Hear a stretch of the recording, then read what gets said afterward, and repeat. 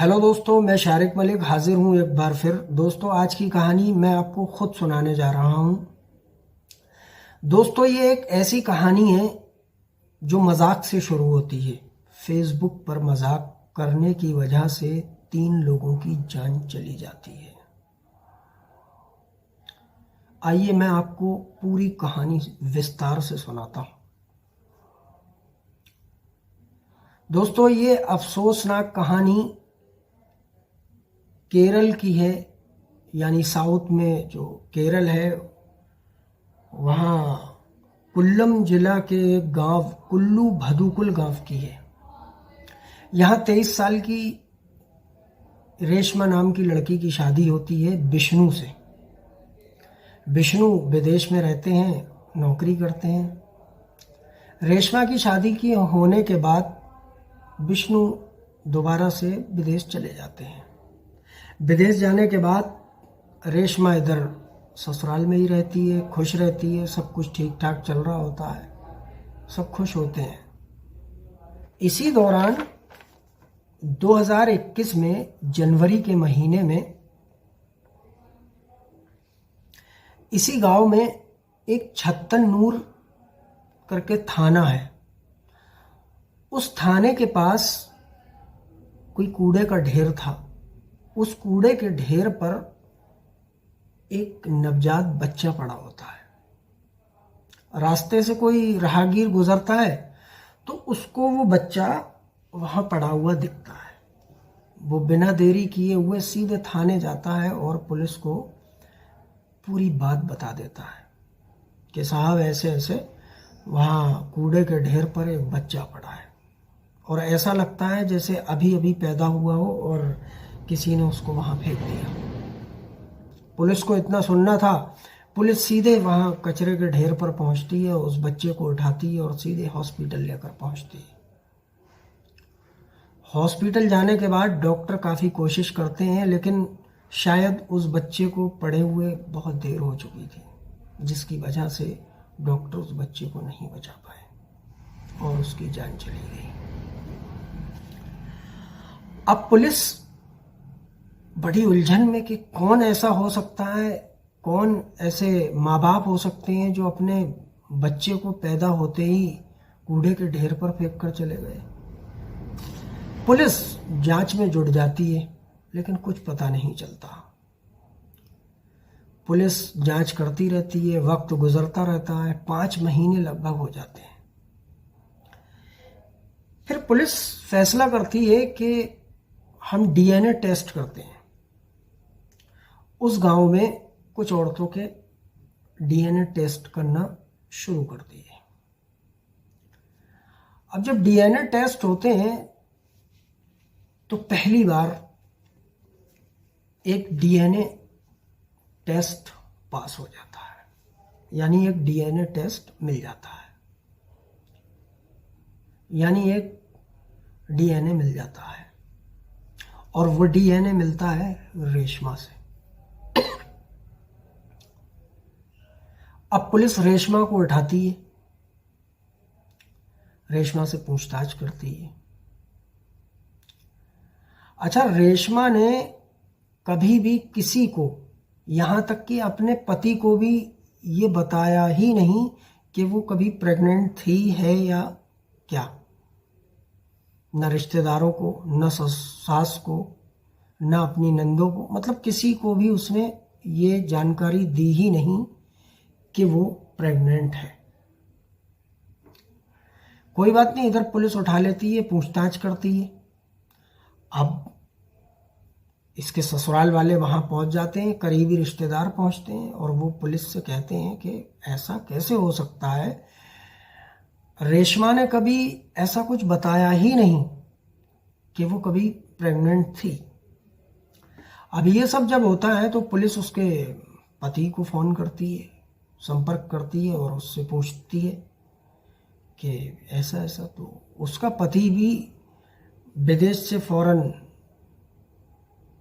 India चला आता है और इंडिया आने के बाद वो पुलिस को बताता है कि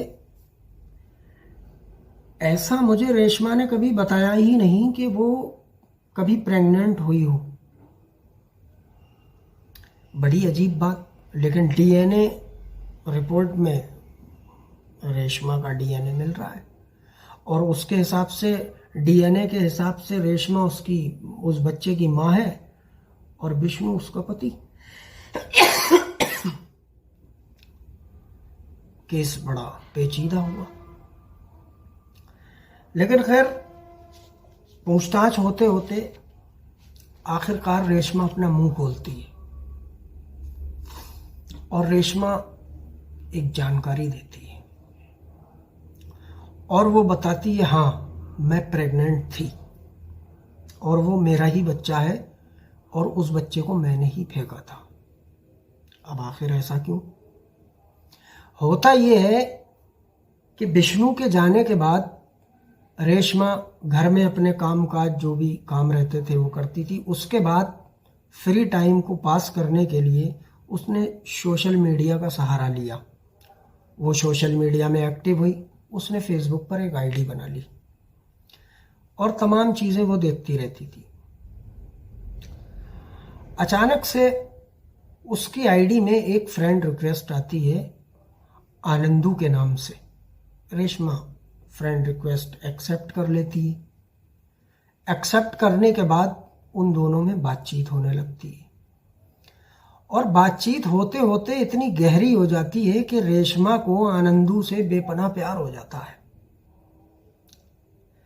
लेकिन कभी भी रेशमा की आनंदू से फेस टू फेस बात नहीं हुई और ना ही कभी कॉल पर बात हुई, सिर्फ टेक्स्ट मैसेज में, और वो भी फेसबुक के थ्रू। फेसबुक से बात हो रही है और कभी देखा भी नहीं, लेकिन बेपनाह प्यार, और प्यार इतना बढ़ गया कि रेशमा ने फैसला कर लिया मुझे अब विष्णु के साथ नहीं रहना है और मुझे रहना है आनंदू के साथ। इधर आनंदू से दिन रात बात फेसबुक पर हो रही है। अचानक एक दिन रेशमा ने आनंदू से कहा कि अब मुझे तुम्हारे साथ रहना है, लेकिन एक प्रॉब्लम है। आनंदू ने पूछा क्या? रेशमा ने बताया वो प्रेग्नेंट है और जल्दी ही मां बनने वाली है। अब आनंदू तुम बताओ मैं इस बच्चे का क्या करूं जिससे ये बच्चा हम दोनों के बीच रोड़ा ना बने। सामने से आनंदू का रिप्लाई आता है इस बच्चे को फेंक दो, फिर रोड़ा नहीं बनेगा। रेशमा ठीक ऐसे ही करती है। जब उसकी डिलीवरी का वक्त करीब आया, वो अकेले ही हॉस्पिटल गई, वहां उसकी डिलीवरी हुई। इत्तेफाक से 4-6 घंटे के बाद उसको डॉक्टर ने डिस्चार्ज कर दिया और वो वहां से बच्चा उठाकर निकल पड़ी। रास्ते में ही छत्तनूर थाने के पास एक कूड़े के ढेर में उसने सुनसान जगह देखकर उस बच्चे को फेंक दिया। फेंकने के बाद वो घर आ गई। अब इधर थाने में जब रेशमा से पूछताछ चल रही थी तो उसके खानदान वाले, घर वाले और ससुराल वाले, ये सब लोग वहां पहुंच गए और पुलिस से कहने लगे ऐसा कैसे हो सकता है, कम से कम हमें तो पता चलता अगर वो प्रेग्नेंट थी, मां बनने वाली थी, और ना ही कभी रेशमा ने हमें कुछ बताया। ये भी एक अजीब पहेली थी। पुलिस भी हैरान। कोई बात नहीं, खैर पुलिस पूछताछ करती रही। आखिरकार रेशमा ने अपना मुंह खोला और उसने कहा हाँ मैं प्रेग्नेंट थी और वो मेरा ही बच्चा था, विष्णु से मैं प्रेग्नेंट थी और मैंने ही उस बच्चे को जन्म दिया है और मैंने ही उस बच्चे को कूड़े के ढेर पर फेंका था। पुलिस ने कहा आखिरकार ऐसा क्यों किया ये सब? रेशमा पूरी कहानी बताती है। फेसबुक पर ऐसे ऐसे मेरे पास फ्रेंड रिक्वेस्ट आई, मेरा दोस्त है आनंदू, मैं उससे बहुत ज़्यादा प्यार करती हूँ और मैं उससे शादी करके उसके साथ रहना चाहती थी। मैंने उसको पूरी बात बताई कि ऐसे ऐसे मैं माँ बनने वाली हूँ, बताओ इस बच्चे का क्या करूँ। तो उसने कहा इस बच्चे को फेंक दो, और मैंने फेंक दिया।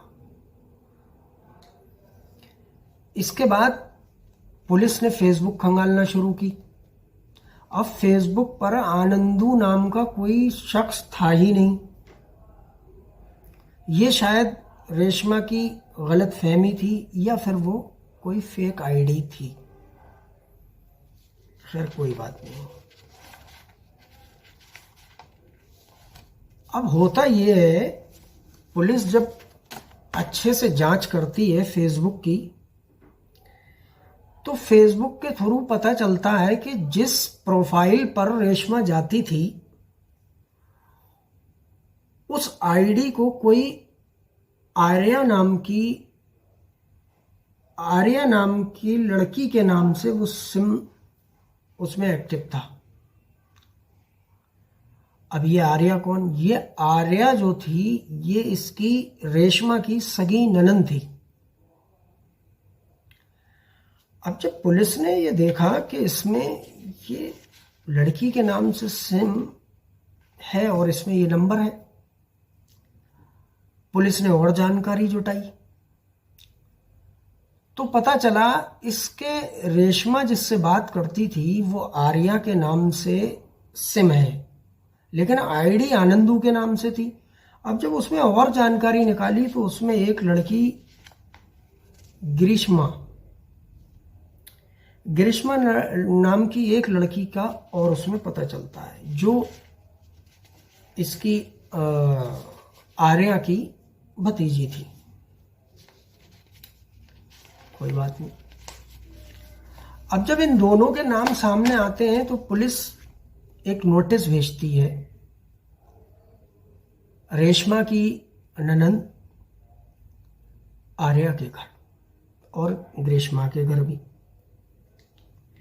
इन दोनों को नोटिस में लिखा जाता है कि कल आप लोग थाने आइए, आपसे कुछ पूछताछ करनी है। ये दोनों बहुत डर जाती हैं। अगला दिन आता है, पुलिस इंतजार करती है लेकिन उन दोनों में से कोई भी थाने नहीं आता। फिर शाम को एक दिल दहला देने वाली खबर आती है और वो खबर ये थी कि गांव के पास ही एक नदी में 2 लाशें मिली हैं। 2 महिलाओं की लाशें मिली हैं। पुलिस पहुंचती है, लाशों की शिनाख्त की जाती है। वो आर्या और गिरीशा की होती हैं। पुलिस उनका पोस्टमार्टम करवाती है कि ये कहीं किसी ने मर्डर किया है या क्या किया है, क्या मामला है। पोस्टमार्टम होता है, उसकी रिपोर्ट आती है। पता चलता है इन दोनों की मौत डूबने से हुई है। अच्छा, गांव में भी जब पुलिस ने पूछताछ की तो गांव के कुछ लोगों ने, विटनेस ने बताया कि हाँ, हम लोगों ने इन दोनों को नदी की तरफ जाते हुए देखा था और अकेली ये लोग जा रही थी। तो पता ये चला कि उन दोनों ने खुदकुशी की थी। अब मामला फिर ज्यों का त्यों, सारी कहानी फिर वहीं आकर अटक गई। उधर रेशमा से पूछताछ हो रही है। अब हुआ ये, पुलिस ने कहा कि हो ना हो आर्या या गिरीशा का कोई ना कोई ऐसा दोस्त, सहेली, कोई करीबी रिश्तेदार, कोई ऐसा होगा जिससे वो कोई भी बात ना छुपाती हूं। पुलिस तलाश में जुट गई। पुलिस की तफ्तीश जारी रहती है। आखिरकार पुलिस को आर्या की एक बहुत गहरी दोस्त हाथ लग जाती है। पुलिस उससे पूछताछ करती है और फिर वो एक चौंकाने वाला खुलासा करती है। वो बताती है, हाँ, आर्या ने उसे एक कहानी बताई थी।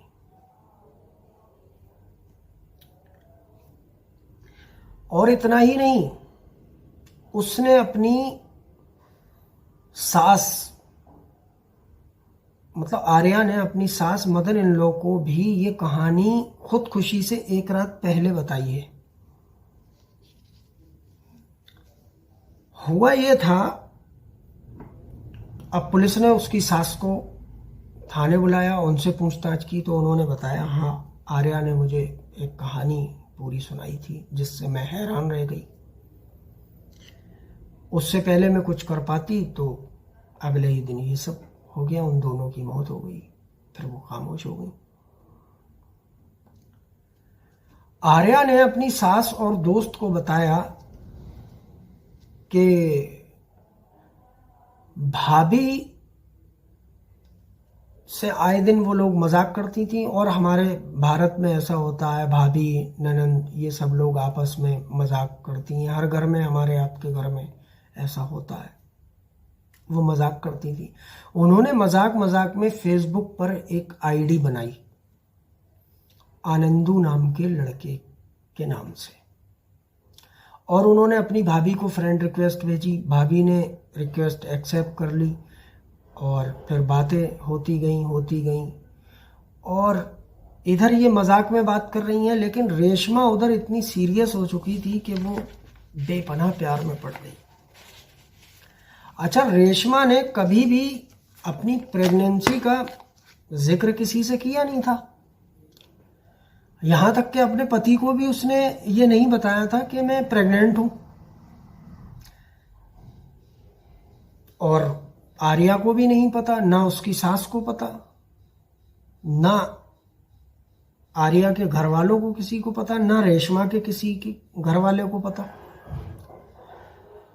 और जब फेसबुक पर रेशमा की बात होने लग गई तो उसने, जब आनंदू से उसे प्यार हुआ और वो जब प्रेग्नेंट थी, तो उसने कहा मैं ये बात किसी को बताऊंगी ही नहीं। क्यों? क्योंकि उसके दिमाग में चल रहा था आनंदू से प्यार। इधर जब आर्या से रेशमा की बात होती चली गई तो रेशमा ने अचानक एक दिन आर्या से कहा कि मैं प्रेग्नेंट हूं और मैं तुमसे शादी करना चाहती हूं। अब बताओ इस बच्चे का मैं क्या करूं जिससे ये बच्चा हम दोनों के बीच में रोड़ा ना बने। ये बात सुनकर आर्या और गिरीशा बहुत हंसी। अब हंसने की वजह ये थी कि उन्होंने समझ लिया कि ये अगर प्रेग्नेंट होती तो हमें पता ज़रूर होता, हमारी मम्मा को पता होता, मम्मी को पता होता, किसी को तो पता होता। तो उन्हें लगा कि भाभी शायद मजाक कर रही हैं। और इधर आर्या और गिरीशा ने अपना प्लान करके उधर भाभी से मजाक में बोला था कि जो बच्चा पैदा हो उसको फेंक देना। ये बात रेशमा ने सीरियस ले ली और उसने वैसा ही किया। अब आर्या और गिरीशा को ऐसा कुछ पता नहीं था, लेकिन जब डीएनए टेस्ट हुआ, वो बच्चा मिला, उसके बाद पुलिस ने रेशमा को उठाया, पूछताछ हुई, सारी बात सामने आई, तो ये दोनों बहुत ज़्यादा डर गईं और इन्होंने पूरी कहानी आर्या ने अपनी सास को सुना दी। और अगले ही दिन जाकर ये दोनों उस नदी में कूद गईं। तो एक बच्चे की मौत तो पहले ही हो चुकी थी, इधर दो मौतें ये हो गई। तो फेसबुक के प्लेटफॉर्म से एक मजाक की वजह से 3 जानें चली गई। दोस्तों, ये कहानी अपने आप में बताती है कि मजाक कभी कभी कितना भारी पड़ जाता है। तो प्लीज़ आप सबसे मेरी रिक्वेस्ट है, कभी भी ऐसे मजाक ना करें जो हद से ज़्यादा भारी पड़ जाए। मजाक करें, अच्छी बात है, खुश रहें, सतर्क रहें, लेकिन एक लिमिट में। कभी ऐसा ना हो कि हमारी जान पर ही बनाए। दोस्तों, आप लोग मेरे चैनल को सब्सक्राइब करना और कमेंट में बताना अगर मेरी कुछ गलती हो, मैं ज़रूर सुधार करूंगा और हर रोज़ एक नई कहानी आप लोगों को देने की कोशिश करूंगा। इसलिए मैं आपसे कह रहा हूँ मेरे चैनल को सब्सक्राइब कर लें। तो ये थी आज की कहानी। अगर कुछ भी आपको इसमें अजीब लगे या कुछ मेरी गलती लगे या कुछ भी आप मुझे बताना चाहें तो बिल्कुल बता सकते हैं और मैं इंतज़ार करूँगा। बाकी आप मेरे चैनल को सब्सक्राइब ज़रूर कर लेना। कल फिर मिलूँगा। जय हिंद, जय भारत, नमस्कार।